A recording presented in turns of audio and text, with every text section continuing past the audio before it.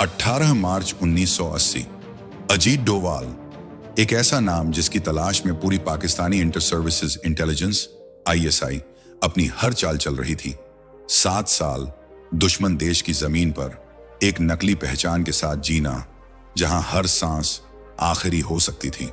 लेकिन आखिर ऐसा क्या हुआ कि जिसने मौत को रोज करीब से देखा, उसे सिर्फ 24 घंटों के अंदर सब कुछ छोड़कर भागना पड़ा। उन आखिरी 24 घंटों में क्या कोई राज खुल गया था, या फिर किसी ने पहचान लिया था असली चेहरा? ये कहानी शुरू होती है उस दौर से जब भारत और पाकिस्तान के बीच तनाव सिर्फ खबर नहीं, एक सच्चाई था। इंडो पाकिस्तानी वॉर ऑफ 1971 का घाव अभी भी पाकिस्तान के दिल में ताजा था। बांग्लादेश अब एक अलग देश बन चुका था और पाकिस्तान सिर्फ टूटा नहीं था, अंदर से जल रहा था। यही वजह थी कि ISI अब सिर्फ एक एजेंसी नहीं रही, वो बन चुकी थी एक बदले की आग। उसके निशाने पर था भारत, और भारत के वो साए जो दिखाई नहीं देते थे। तभी इंटेलिजेंस ब्यूरो ने तैयार किया एक ऐसा मिशन जो पहले कभी नहीं हुआ था। एक भारतीय अधिकारी सालों तक पाकिस्तान के अंदर, उनकी ही दुनिया में, उनके बीच, उनकी नजरों के सामने, और ये जिम्मेदारी दी गई अजीत डोवाल को। लेकिन ये कोई मिशन नहीं था, ये एक जिंदा कब्र थी। सोचिए, आपको अपना नाम छोड़ना है, अपनी पहचान मिटानी है, अपने ही देश को भूलने का नाटक करना है। हर रात सोने से पहले एक ही सवाल, क्या सुबह देख पाऊंगा? और फिर भी बिना एक पल रुके, बिना एक सवाल पूछे, डोवाल ने यह मिशन स्वीकार किया। डोवाल कोई साधारण IPS अधिकारी नहीं थे। वो जानते थे पाकिस्तान में जिंदा रहना है तो पाकिस्तानी बनना पड़ेगा।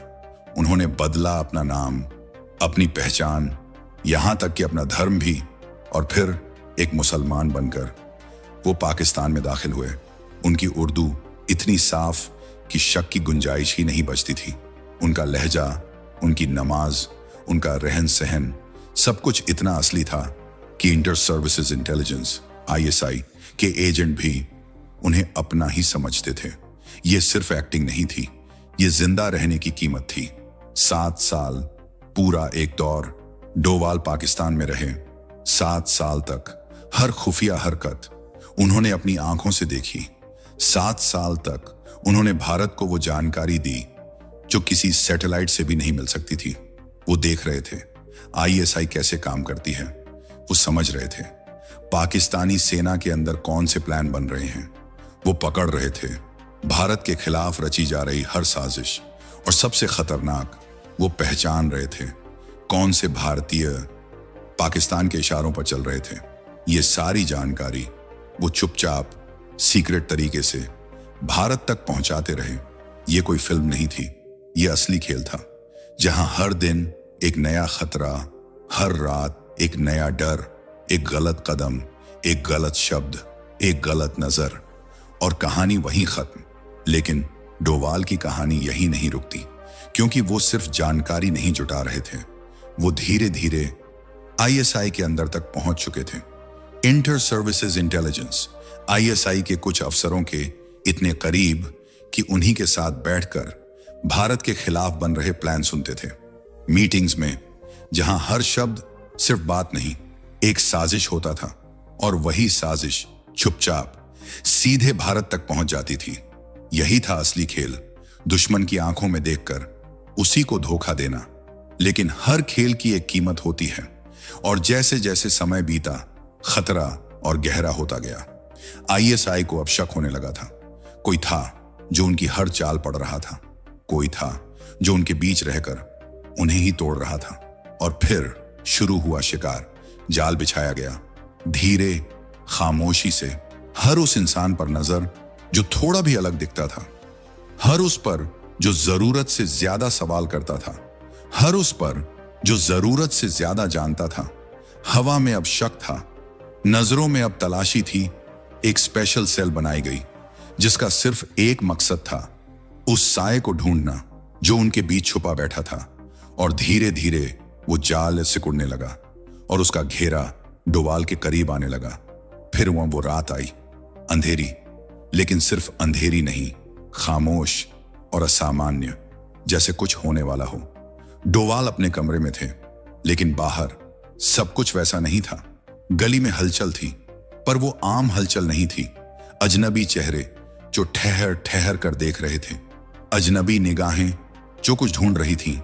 डोवाल ने खिड़की से झांका और जो देखा वो काफी था समझने के लिए।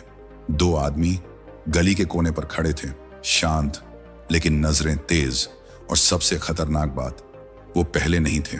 डोवाल का दिल एक पल के लिए सच में थम गया। एक ट्रेंड इंटेलिजेंस ऑफिसर के लिए इतना इशारा ही काफी होता है। और उसी पल बिना किसी शक के वो समझ गए, जाल बिछ चुका था, अब खेल खुल चुका था। अगर अगले 24 घंटों में उन्होंने पाकिस्तान नहीं छोड़ा तो शायद वो कभी अपने देश, अपने परिवार, अपने असली नाम तक वापस नहीं जा पाएंगे। और सिर्फ उनकी जान नहीं, उनके 7 साल, हर रिस्क, हर सच्चाई, सब एक झटके में खत्म हो जाता। इंटर सर्विसेज इंटेलिजेंस की परतों के नीचे छुपे राज हमेशा के लिए दफन हो जाते। कोई सबूत नहीं, कोई कहानी नहीं, बस एक गायब नाम यहीं से शुरू हुआ। उनकी जिंदगी का सबसे खतरनाक खेल, आखिरी 24 घंटों का काउंटडाउन। हर सेकंड अब कीमत रखता था।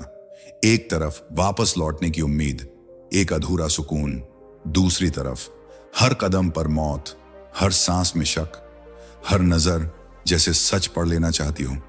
क्या वो सच में इतनी आसानी से निकल पाएंगे, या ये आखिरी खेल उनका आखिरी मिशन बन जाएगा?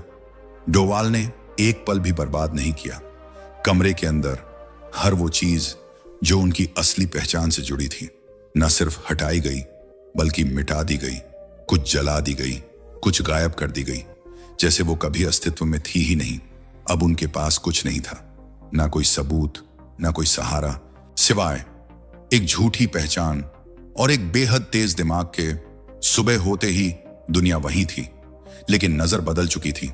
गली वहीं थी, लोग वहीं थे, लेकिन अब हर चेहरा जैसे कुछ खोज रहा था। हर नजर जैसे सवाल पूछ रही थी। हर मोड़ पर खामोश निगरानी थी। हर साया जैसे उनका पीछा कर रहा था। हवा में अब सिर्फ शक था, और इसी शक के बीच डोवाल बाहर निकले। चाल बिल्कुल सामान्य, चेहरा बिल्कुल शांत, ना कोई जल्दबाजी, ना कोई डर, जैसे वो सिर्फ एक आम इंसान हो। लेकिन सच इससे भी ज्यादा खतरनाक था। थोड़ी ही दूरी पर इंटर सर्विसेज इंटेलिजेंस ISI के 2 अधिकारी लगातार उन पर नजर गड़ाए हुए थे, और डोवाल इस बात को महसूस कर चुके थे। उन्हें पता था हर कदम पर कोई उनका पीछा कर रहा है। फिर भी ना चाल बदली, ना एक बार पीछे मुड़े, क्योंकि वो जानते थे डर का एक इशारा सब कुछ खत्म कर सकता है। हर कदम अब एक एक्टिंग नहीं, एक जंग था। आगे बढ़ते बढ़ते वो एक भीड़ भाड़ वाले इलाके में पहुंचे, जहां लोगों की आवाज आई, शोर, हलचल, सब कुछ एक साथ धड़क रहा था। माहौल अचानक उनके खिलाफ नहीं, उनके पक्ष में हो गया, और यही उनका मौका था, एक सही टाइमिंग। और डोवाल बिना रुके सीधे उस भीड़ में घुस गए। धीरे धीरे, बिल्कुल बिना ध्यान खींचे, वो उसी भीड़ का हिस्सा बनते चले गए। कदम मिलाते हुए, सांसें कंट्रोल करते हुए, उन्होंने खुद को इस तरह छुपा लिया कि कुछ ही पलों में उनकी मौजूदगी भीड़ में घुलकर खत्म हो गई, जैसे वो कभी थे ही नहीं।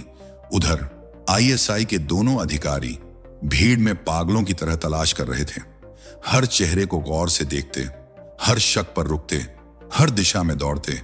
लेकिन अब बहुत देर हो चुकी थी, क्योंकि डोवाल उस भीड़ की आड़ लेकर काफी आगे निकल चुके थे, और अब कराची की तंग गलियों में खामोशी से दाखिल हो चुके थे, जहां हर मोड़ एक नया रास्ता देता है, जहां मुड़े हुए रास्ते और अंधेरे कोने हर मोड़ पर उन्हें छिपने का एक नया मौका दे रहे थे।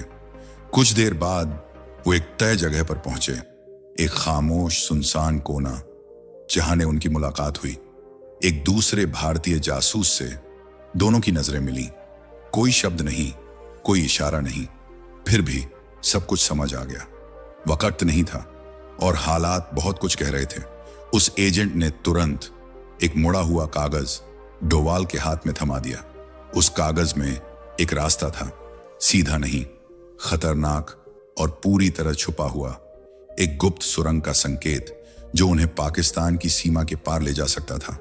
समय तेजी से खत्म हो रहा था। दोनों ने एक दूसरे की तरफ देखा और बिना कुछ कहे एक खामोश अलविदा। फिर दोनों अलग हो गए। अब डोवाल अकेले थे और ये अकेलापन पहले से ज्यादा भारी था। जैसे ही सूरज ढलने लगा, अंधेरा गहराने लगा। डोवाल उस सुनसान इलाके की ओर बढ़े जहां एक झरझर इमारत खामोशी में खड़ी थी। बाहर से बेकार, अंदर से एक रास्ता। उसी इमारत के भीतर छिपा था उस सुरंग का मुंह। अंदर कदम रखते ही घना अंधेरा, नम दीवारें और घुटन भरी हवा, जैसे हर चीज उन्हें रोकना चाहती हो। लेकिन वो रुके नहीं, नीचे उतरते गए और फिर उस सकरी सुरंग में आगे बढ़ना शुरू किया जहां सीधा चलना भी मुमकिन नहीं था। कहीं झुककर, कहीं घुटनों के बल। हर कदम एक जोखिम था। ऊपर इंटर सर्विसेज इंटेलिजेंस ISI के लोग उन्हें ढूंढ रहे थे और नीचे वो जिंदगी और मौत के बीच एक पतली सी रेखा पर चल रहे थे। समय का अंदाजा खत्म हो चुका था। बस अंधेरा था, सन्नाटा था और दिल की धड़कन।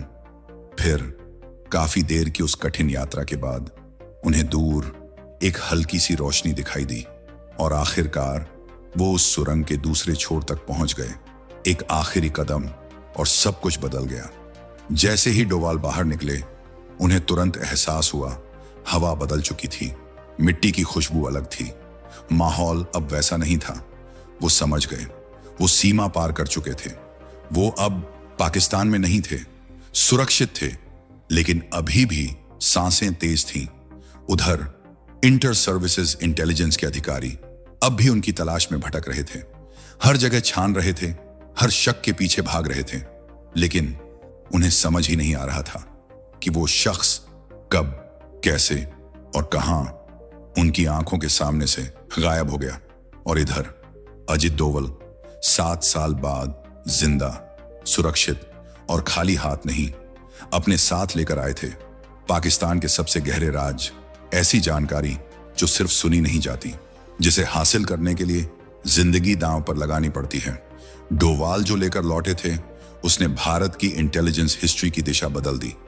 ISI के अंडरकोर एजेंट्स की लिस्ट, पाकिस्तान के सीक्रेट मिलिट्री प्लान्स, वो नेटवर्क्स जो भारत के अंदर रहकर उसी के खिलाफ काम कर रहे थे, और वो नाम जिन्हें कोई जानता तक नहीं था। हर फाइल एक खुलासा थी, हर जानकारी एक हथियार, इतनी कीमती कि आने वाले कई सालों तक इंडियन इंटेलिजेंस एजेंसीज इसी जानकारी के दम पर अपने कदम तय करती रहीं। लेकिन ये कहानी यहां खत्म नहीं होती। समय बदला, हालात बदले और 2005 में डोवाल बने इंटेलिजेंस ब्यूरो के डायरेक्टर, भारत की डोमेस्टिक इंटेलिजेंस का सबसे बड़ा पद। लेकिन यह सिर्फ शुरुआत थी। 2014 नई सरकार, नया दौर। तब नरेंद्र मोदी ने उन्हें बुलाया और सौंप दी देश की सबसे संवेदनशील जिम्मेदारी, नेशनल सिक्योरिटी एडवाइजर। वो इंसान जो कभी पाकिस्तान की गलियों में अपनी पहचान छुपाकर चलता था, आज पूरे देश की सुरक्षा का चेहरा बन चुका था। एक पहाड़ी गांव से निकलकर देश की सबसे ऊंची कुर्सियों तक पहुंचना, यह सफर आसान नहीं था। लेकिन डोवाल ने कभी आसान रास्ता चुना भी नहीं। सवाल आज भी बाकी हैं। उन 7 सालों में उन्होंने क्या क्या देखा, किन खतरों से गुजरे। वो कौन सा पल था जब उन्हें समझ आया अब निकलना ही होगा, और वो आखिरी 24 घंटे जब हर सेकंड जिंदगी और मौत के बीच अटका हुआ था। उनके दिल में क्या चल रहा था, ये सब शायद कभी पूरी तरह सामने नहीं आएगा, क्योंकि कुछ कहानियां फाइलों में बंद रह जाती हैं और कुछ इतिहास बन जाती हैं। लेकिन एक सच हमेशा जिंदा रहेगा कि जिस देश के पास अजित डोवाल जैसे लोग हों, उसे तोड़ना नामुमकिन है। अगर दोस्तों ये कहानी आपका दिल छू गई हो तो वीडियो को लाइक करें, चैनल को सब्सक्राइब करें और वीडियो शेयर जरूर करें। भारत माता की जय।